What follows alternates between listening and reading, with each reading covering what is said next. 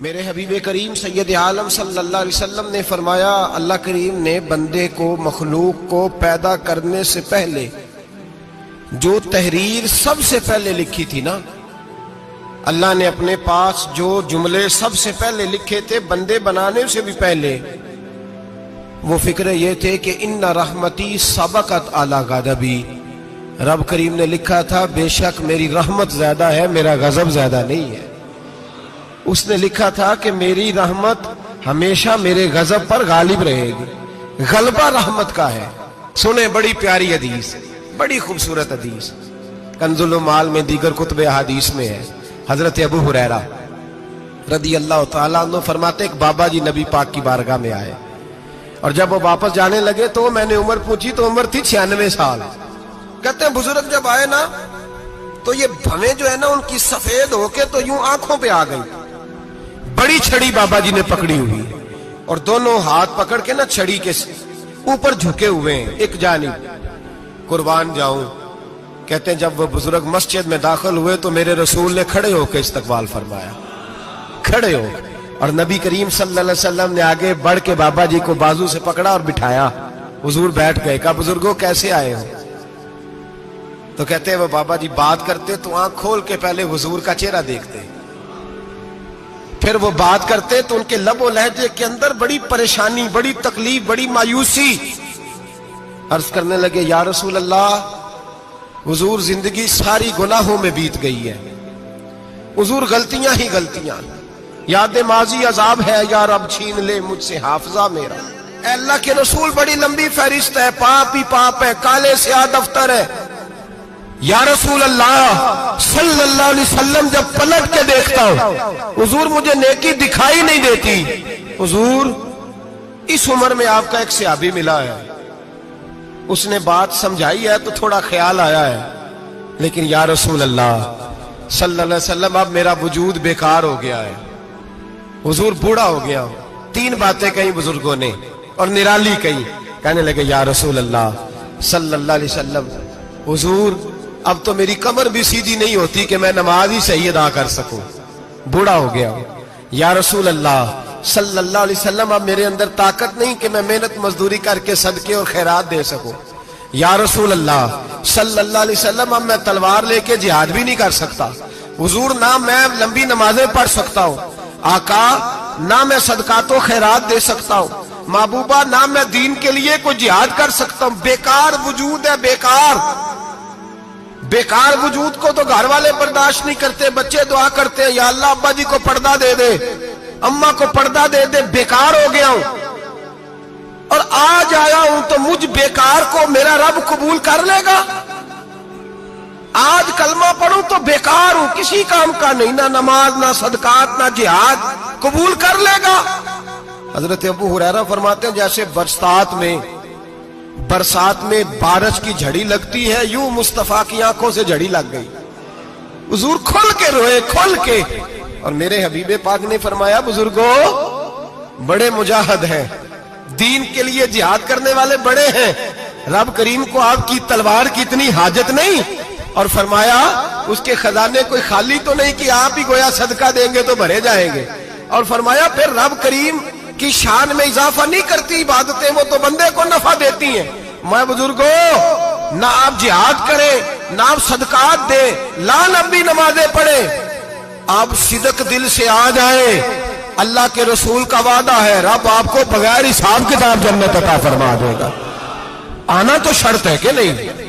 آئیں تو صحیح، نہ پہنچے تو صحیح، آ جائیں، اس کو نہیں عادت صدقات و خیرات کی، جہاد کی، تبلیغ، آئے تو صحیح نا۔ ان العبد اذا اعترف ثم تاب تاب اللہ علیہ، میرے حبیب نے فرمایا بندہ جب رو کے کہتا ہے نا یا اللہ غلطی ہو گئی معاف کر دے، فرمایا میرا مالک اسے فوراً ہی معاف فرما دیتا ہے۔ تو آ تو صحیح، تو آتا ہی نہیں، تو آ ہی نہیں رہا، تو گھر میں بیٹھا ہوا ہے، تو سویا ہوا ہے، تو دکانداری کر رہا ہے، تو پیسے گن رہا ہے، تو آیا ہی نہیں، آ تو صحیح۔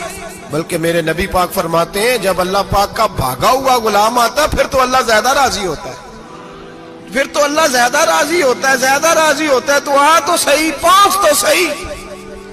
بلکہ صوفیاء تو اور بات کرتے ہیں، وہ کہتے ہیں تو کبھی بھول کے بھی رب رب کرے تو اللہ تو اسے بھی قبول کر لیتا ہے، بھول کے۔ ملا رومی کہتے ہیں بنی اسرائیل کا بندہ ہے، सनम पत्थर को कहते हैं, बुत को कहते हैं। बुत के सामने खड़ा है और सारी रात कहता है या सनम या सनम या सनम, ऐ पत्थर ऐ बुत, सारी रात पुकारता रहा। रात गहरी हो गई, नींद का गलबा थक गया, सोने के करीब आया तो गलती से मुंह से निकल गया या समद, या सनम की जगह निकल गया। रब करीम ने फरमाया जिब्रील दौड़ के जा, जो मांगता है इसे दे दे। हजरत जिब्रील अर्ज करते हैं मौला भूल के तेरा नाम ले रहा है, भूल के ले रहा है। तो रब करीम ने फरमाया चल नाम तो मेरा ही ले रहा है ना, मेरा ले रहा है ना, या अल्लाह। वो अल्लाह करीम ने फरमाया झूठे के सामने सारी रात का खड़ा है, सारी रात का पुकार रहा है, उसे कुछ नहीं मिला तो सच्चे का नाम लिया है। अगर मैं भी कुछ ना दूं और बुत में और मुझ में फर्क क्या रह जाएगा। जा जो मांगता है झोली भर के दे, नाम तो लिया है ना। ओ भाई तू बहाना तो बनाना, वो आ तो सही ना, तू यहाँ आ जा, पहुंच जा, आ जा, बस बैठ जा, उसकी बारगाह नाज में हाजिर तो हो ना। तुझे फुर्सत ही नहीं, तू यारों के लिए टाइम निकालता है, बाजारों के लिए टाइम निकालता है, गलियों के लिए टाइम निकालता है, चौकों चौराहों के लिए टाइम निकालता है, हफ्ते में एक दिन होटलिंग के लिए भी जाता है, लेकिन कभी छुप के दो नफलों की तुझे तौफीक नहीं होती। और मैं कई दफा कह चुका हूं, जिस बंदे को बगैर इबादत के रिज़्क ज्यादा मिलने लग जाए उस पर आजमाइश होती है। रब करीम अल्लाह फरमाता है इसको पैसे दो, इसे आने ना देना, इसको को चल पैसे दौड़ जा। लोग समझते हैं मैं बड़ा ज़हीन हूं, अक्लमंद हूं, देखो मैं अपनी होशियारी से चालाकी से आगे निकल गया। तो आजमाइश है, ये तो आजमाइश है रब करीम की तरफ से, ये तो उसकी खुफिया तदबीर है। मेरे भाई उसकी बारगाह नाज तक जो आ गया, आना तो हमारी जिम्मेदारी है कि नहीं। फिर उसकी रहमत आगे बढ़ के इस्तकबाल कर लेती है, फिर अल्लाह का फजल उसको थाम लेता है उस बंदे को। और खुदा की रहमत कितनी ज्यादा है। मेरे हबीब करीम सैयद आलम सल्लल्लाहु अलैहि वसल्लम ने फरमाया अल्लाह ने अपनी रहमत के 100 हिस्से किए। हुजूर फरमाते हैं एक हिस्सा अल्लाह ने दुनिया में नाज़िल किया है। कितना? एक हिस्सा। फरमाया ये जो माँ बेटे से प्यार करती है, बाप बेटे के लिए मजदूरी करता है, जो बहन भाई के लिए रोती है, ये जो बीवी शौहर के लिए दुआ मांगती है, ये जो बच्चे माँ बाप से प्यार करते हैं, फरमाया ये उस एक रहमत का नतीजा है, एक रहमत का नतीजा। तो सहाबा कहने लगे या रसूलल्लाह वो 99 किधर है? नबी पाक ने फरमाया रब करीम ने संभाली हुई है, कयामत के दिन तुम्हें अता फरमाएगा। अभी तो एक नाज़िल की है, अभी अल्लाह ने हजरत यूसुफ अलैहिस्सलाम के जमाने में कहत हो गया। तो जनाब यूसुफ अलैहिस्सलाम ने, क्योंकि आप अल्लाह के नबी थे पहले से जान गए कहत होगा, तो हजरत यूसुफ ने गंदम पहले स्टॉक कर ली थी बहुत ज्यादा। बाकी इलाकों में जब कहत पड़ा ना, अब सब लोगों ने मिस्र की तरफ रुझान किया गंदम लेने के लिए।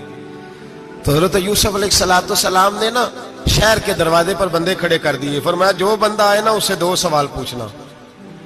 जो आएंगे लोग गंदम खरीदने, जो आए 2 सवाल पूछना। एक पूछना कहां से आया है और एक पूछना लेके क्या आया है। एक पूछना, समझ आ रही है बात की, और दूसरा पूछना कि लेके सोना लेके आया है, चांदी गंदम खरीदनी है तो क्या चीज लेके आया है, कि नगद पैसे लाया है, ये पूछ लेना। जो आए 2 बातें पूछना। एक पूछना कहां से आया है और दूसरा पूछना क्या। एक रवायत में 3 सवाल भी हैं, लेकिन फरमाया पूछना 2 सवाल जरूर। इंतजार था ना भाइयों का किनान से आने वालों का।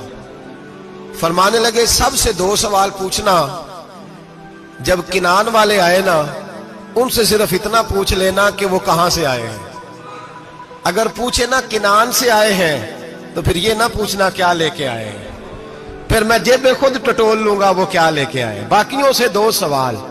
जब मेरे भाई आए ना, भाई भाइयां दे वैरी हुंदे ते भाई भाइयां दियां बावां, जब मेरे भाई आए तो उनसे ये नहीं पूछना कि वो क्या, बस ये पूछना कि कहां से। इतनी बात पूछना, बाकी मैं पूछ लूंगा।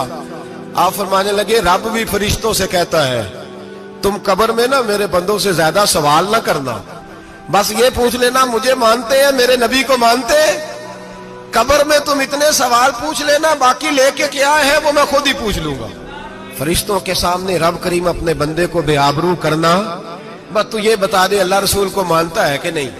बाकी जो तेरा हिसाब किताब है ना, अल्लाह फरमाते हैं मैं क़यामत में कर लूंगा, मैं पूछ लूंगा इसका क्या इलाज करना है। बस तुम इतना बता दो मुझे मानते हो, मेरे रसूल को, मेरे भाई, मेरे नबी करीम علیہ السلام فرماتے ہیں جو بندہ توبہ کرنے والا تھا، اللہ کی بارگاہ میں آنے والا تھا، بار بار توبہ کرتا تھا، احساس رہتا تھا، اسے احساس تھا، آیا کرتا تھا، پھر بھی غلطیاں ہو گئی، قیامت کے دن رب کریم اپنے فضل کی چادر اس پہ ڈالے گا، فضل کی چادر ڈالے گا، اور رب کریم اس سے پوچھے گا یہ گناہ کیا تھا؟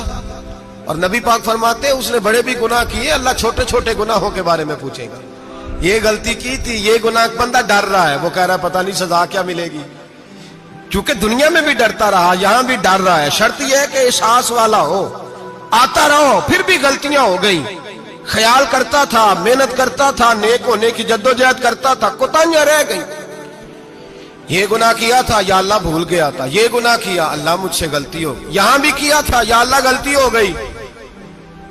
نبی پاک صلی اللہ علیہ وسلم فرماتے ہیں چھوٹے چھوٹے گناہ اللہ دکھا رہا ہے اور اسے کہہ رہا ہے یہ کیا تھا، مانتا جا رہا ہے۔ رب کریم فرماتا ہے پتہ ہے میں تیرے ساتھ کیا کرنے والا ہوں؟